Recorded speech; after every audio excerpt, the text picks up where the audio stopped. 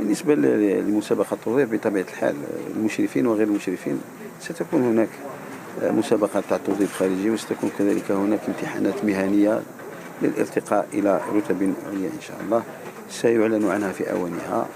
وفي كل الأحوال هي ستكون قبل الدخول المدرسي لضمان التأطير الجيد والحسن والكامل للدخول المدرسي المقبل إن شاء الله. لاحظت أنه قبل أيام قليلة صدر مرسوم تنفيذي الذي يغير النظام من نظام الإدارة المركزية لوزارة التربية الوطنية، ومن بين الإضافات التي جاءت فيه هي إحداث مديرية عامة للرياضة المدرسية.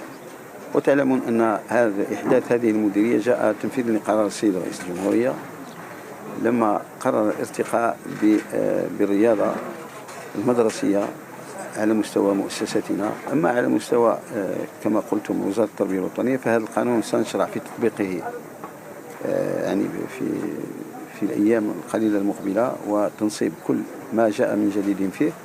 ومن أسباب هذا التغيير وهذا التجديد هو على رأس التغييرات هو إحداث مديرية عامة للرياضة المدرسية.